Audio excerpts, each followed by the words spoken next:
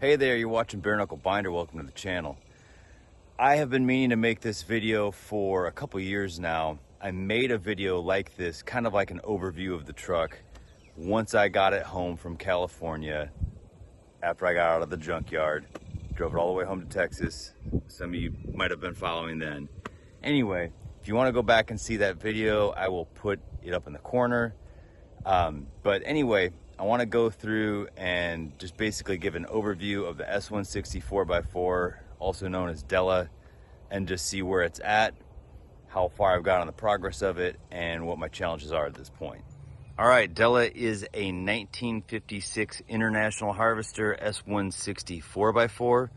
It was ordered special by the CDF, which is now known as CAL FIRE. And so this was a brush truck, four-wheel drive off-road. It was a Type 4 engine, I believe, which means it's four-wheel drive. Now, one of the coolest things about this truck, and there's a lot of cool things about it, but the coolest thing to me is that it was ordered with a 130-inch wheelbase. They did this to get a short wheelbase so it's more maneuverable in the hills and mountains of Northern California, and the fire bed fits right on it that was on it when I got it. But the cool thing about a 130-inch wheelbase on an international medium-duty four-wheel drive is that it wasn't technically available in an S-160. It came on an S-140, the slightly smaller medium-duty 4x4 of the time. And with a 130-inch wheelbase, you could put a 9-foot bed on it. And some of you may have watched my chronicles of restoring and rebuilding 9-foot beds. That is still ongoing. But my big news for this video is the fact that I found one in good enough shape to get it on here. So Della now has a 9-foot bed just so the truck is more usable. A buddy of mine found it actually in a junkyard in Iowa.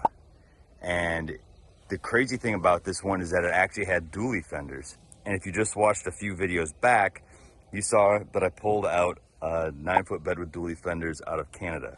Now you can see that I have already converted Della from duals to a single rear wheel. Why did I do this? All right, so this truck, I never really wanted an S-160. I wanted an S-140. And many of you may know that I'm a musician, and in 2017, I believe, I was deep in my career. I was on the road, I was touring all the time, and an S-140 4x4 came up for sale with a factory 9-foot bed, international green, just my absolute dream truck. And I didn't even know it was for sale. I don't know how much it sold for. I don't know who got it. I don't know where it is. If I could find that truck, I'd give my middle nut for it, sort of thing. So basically I got Della to build out in that vision. I'll get more into that with the 9-foot bed series that I'm working on, going through and rebuilding both a US and a Canadian 9-foot bed.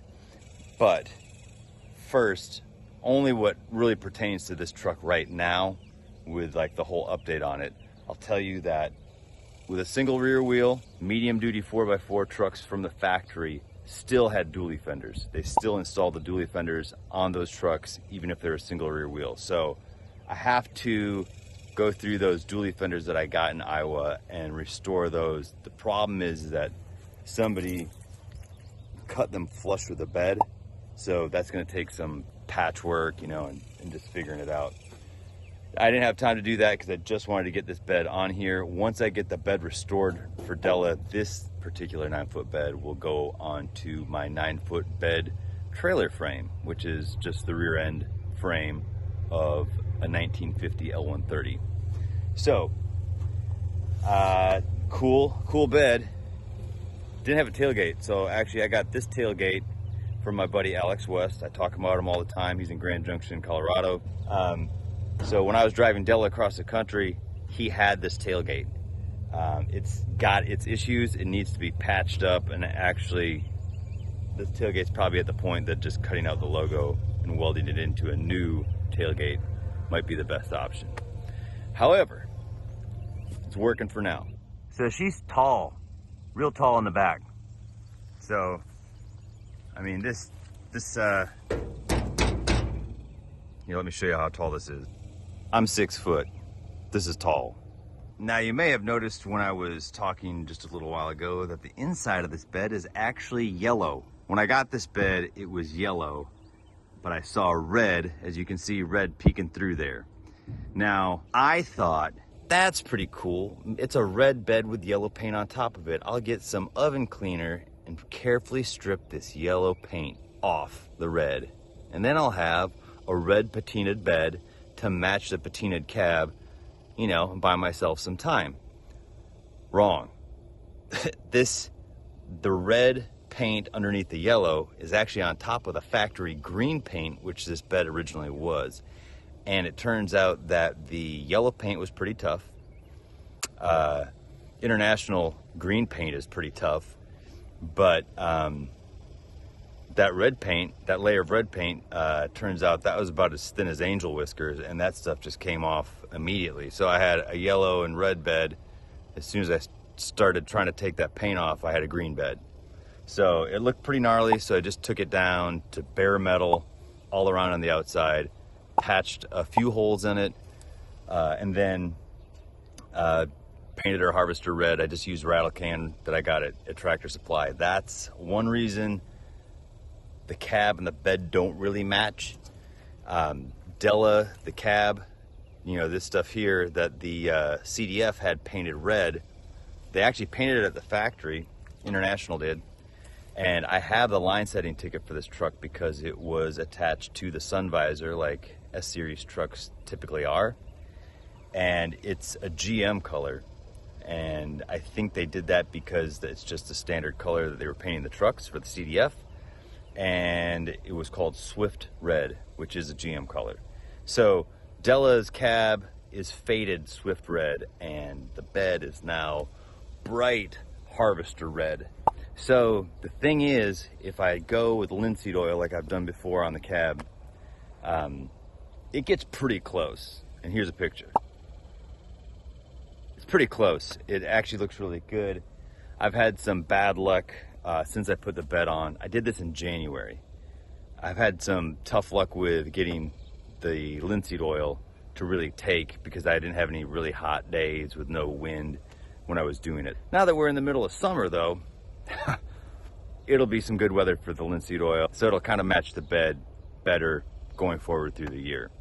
I want to talk about the single rear wheels. All right, so I had to make spacers, and my buddy Dan from Canada helped facilitate this. And actually I have to give a shout out to Jacob Chapin because I've mentioned him on the channel before when I was doing some KB window glass, because he makes like little inserts. He makes a lot of cool parts for KB International. So you got 40s Internationals, you definitely want to check out his stuff. I think his chapindesigns.com or something. I'll put it on the screen when I edit this just to make sure I got it right, and I'll put it in the video description. But he makes some cool stuff, and Jacob and I talk fairly often, and I was asking him if he could make me a CAD file for a spacer. And what he did was that he sent me a free program that I could do it myself, which is kind of open Pandora's box.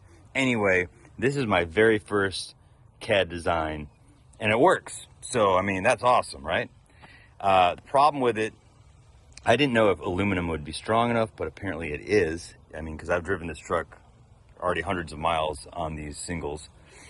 But the problem is that it's just, I mean, it's just a little too narrow, and I can't really show that with a camera, but it's like, it's far in. I don't necessarily want it even with the front, because I know they're in a little bit from the front on a single, but they're like 4 inches off. So I'd like to bring it out about 2 more inches. I'm not gonna do that with a giant chunk of aluminum. So what I'm looking at doing is making a new spacer. Definitely going to enlist the help of IC Weld, but I'm going to make like a spool type. Now the original factory single rear wheel spacer, this wheel was just past the hub. So, you know, if I can get out about there, so what I want to make is like a spool type. So the factory was a spool type. And so you'd have like something about the same width on the inside as about a wheel, you know, and then it would come out through a tube that would come over this thing, and then there would be a thicker plate, obviously, to hold the studs for your lugs. So I've got the inside plate. I've got to find a piece that I want for that. Probably get something cut out of 1-inch steel plate, and then I've got to find the exact right size tube for this guy, which I don't think would be too terribly hard, but that's a whole other video, a whole other subject, but that's that. So these Goodyear Extra Grips, these are 1120s. They are tough to find. One of my big regrets from this project with this truck is that I had a lot of people, once I started going across the country with this thing and posting it on Facebook groups and Instagram, people asked me, what kind of tires are those? Where'd you get them? And being an obliging fellow and always wanting to help, I told them. And my supplier dried up in about 2 weeks, and they don't make those anymore. It was a military surplus place out of Canada, and that's just how it went. So those are no longer available. So I have a new old stock set of 1020 Nancos. Again, I got it from my buddy Alex, and they're cool. They're going to be a little smaller on this. I haven't completely committed to the idea because this thing just looks so amazing how it is. But it would definitely help me a little bit on the road with acceleration, you know, getting into it. I'm not getting any younger, but so far it hasn't been an issue. Let's talk about some issues that this truck has. Some actual real issues. First, it doesn't have a hitch. God, I gotta weld up a hitch. So this is the pintle hook that the CDF had for it.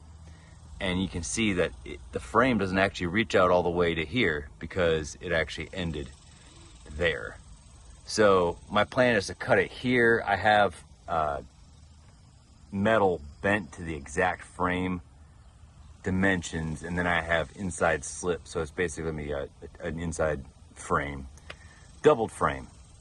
Is that what I'm trying to say? I think so. So I'm gonna extend it out to about here, and then I'm gonna, you know, get a hitch in so that I can pull some trailers around, because I don't really just want like a massive truck that I can't actually use and work and everything.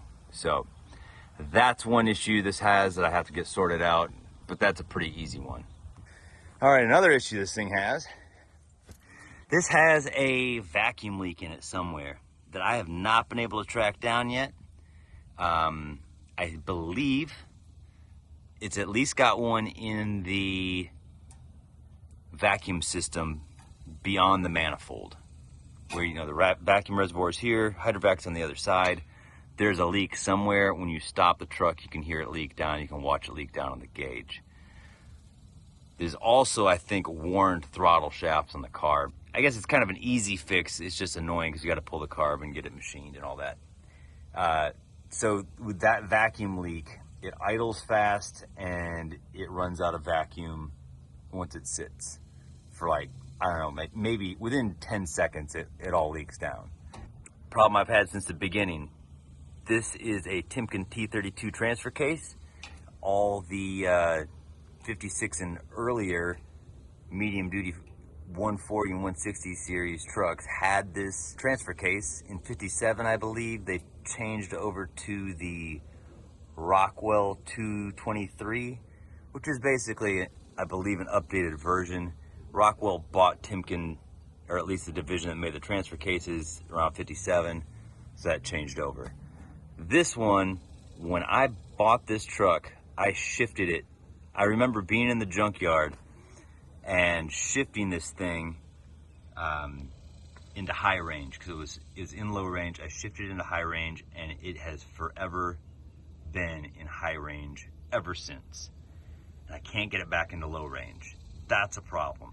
This thing needs all new seals in it. I need to go through it, so I'll find out about what's going on with it when I get it all torn apart, but that is definitely an issue I gotta fix with this. Maybe you saw me reseal this rear axle. If not, I'll put the link for that video up in the corner. No problems there, it's been doing great. It leaks a little bit, but these things leaked brand new, so. Okay, in the cab. Ammeter burned out. That is something that happens with old vehicles that are converted to 12 volts, or they get a hotter alternator that's beyond what the ammeter can deal with. So you get a voltmeter. That's a super cool voltmeter that I put on it when I got it. I put a heater in it. I've been saving that heater for years. That is a 50s heater with an IH Man on a Tractor logo. Typically those barn door heaters, you didn't really see those going into the 50s. Those were mostly a KB series item, but you could get them in the 50s. They have different plumbing coming out the back that matches the firewall holes on a 50s truck. And so that's in there, but it is not hooked up yet. There are some problems with Della that I gotta figure out. Surprisingly, they're not electrical. I mentioned this in the other video that I was talking about, but this is all emergency stuff. This is like flashers for emergency lighting and everything. The emergency lights that were on the door pillars, I changed out to floodlights. So that's pretty cool. There's a video that I made about how I made the switching for that.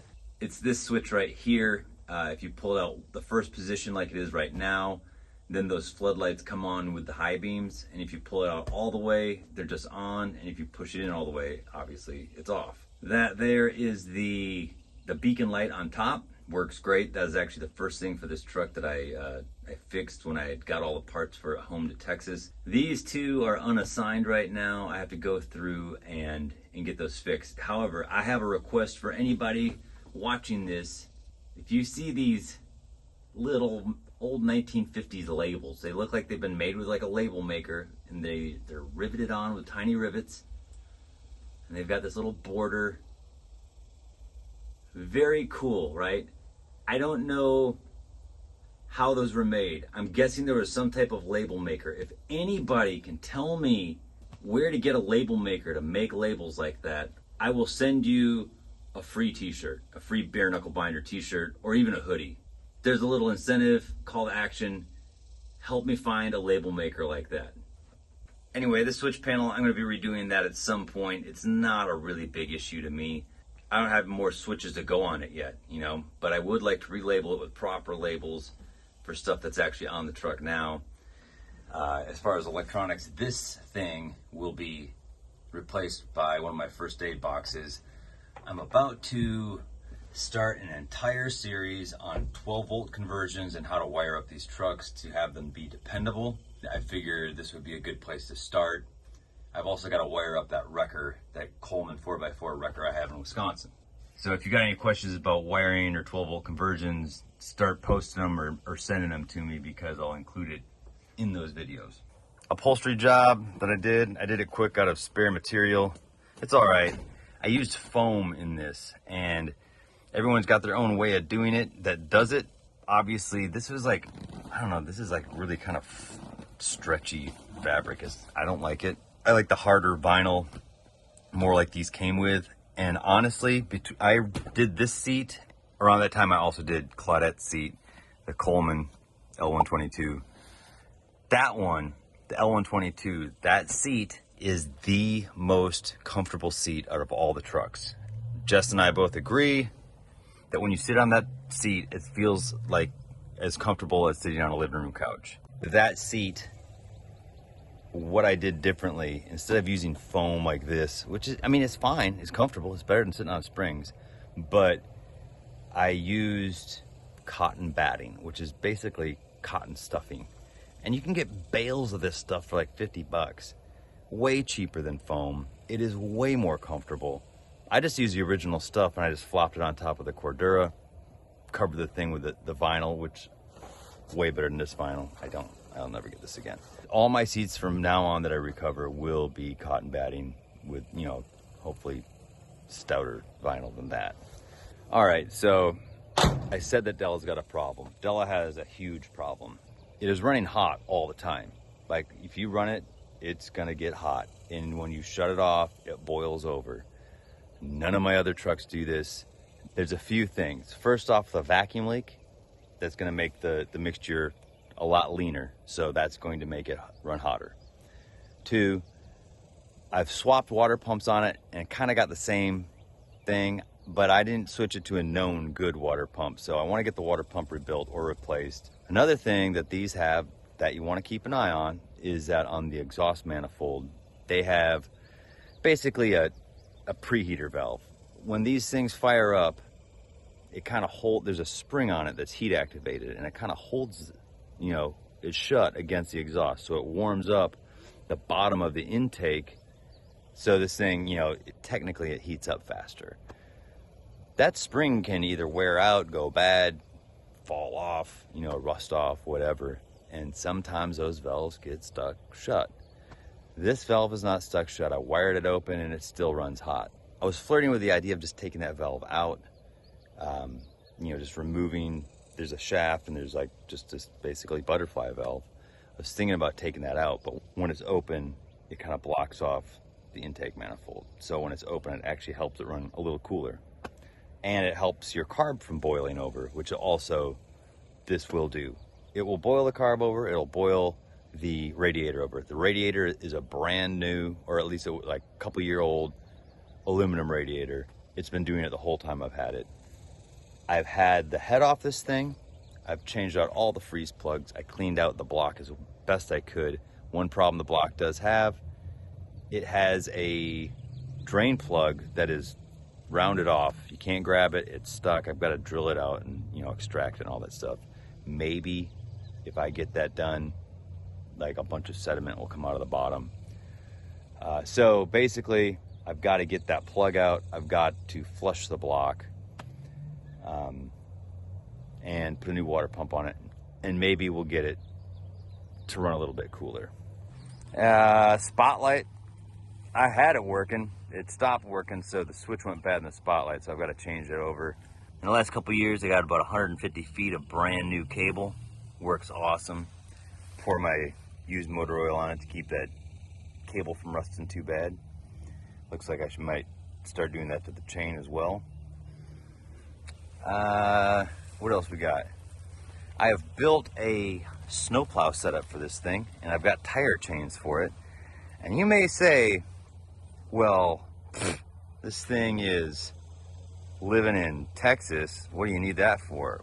There was a snow and ice storm a couple years ago here in central Texas, and I had my S-160 4x4 at the time, and that has a snowplow mount, but I didn't have the snowplow. And if I had the snowplow, I could have paid off my house in a week. That stuff just seems to be happening more and more, so I've got a whole snowplow setup for this thing. I've got tire chains, P-Wag chains out of Pueblo, Colorado reached out to me, and they cut me a deal on chains for this thing because they said it would be badass to see this thing chained up.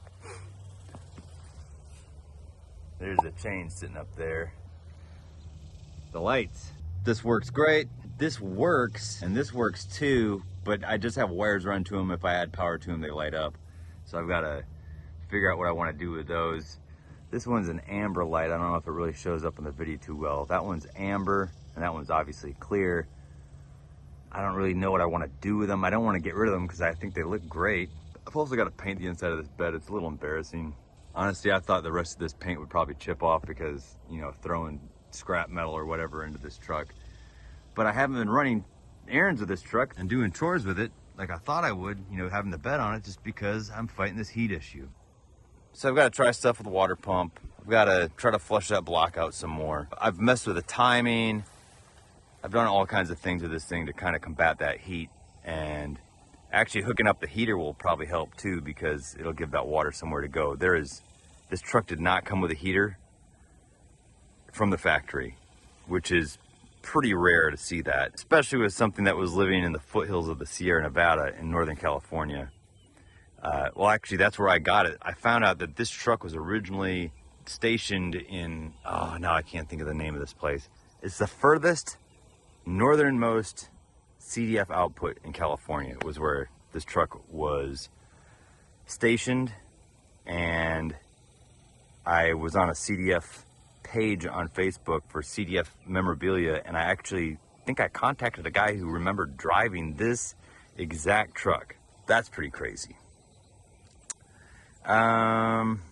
What else is there that I want to talk about? I mean, so this is kind of a problem with my videos. I don't script them ever. I just turn on the camera and start talking. sometimes, like today, it gets a little, you know, in the weeds, like no pun intended. But yeah, so basically that's the update of the truck. That's where we're at with it. It's not daily driver status right now because I'm fighting this heat issue. But other than that, thing's great. It pulls, it's got plenty of power, you know. It's got the 264 Black Diamond, which for this truck by today's standards is woefully underpowered, but it's still, for what it is compared to my other old Internationals, it's pretty peppy. It's surprisingly peppy for its size. Oh, one thing I'd say is that having the bed on there now, just the weight of the bed and not having the duals, is a way smoother ride than it used to be. It used to be just violent.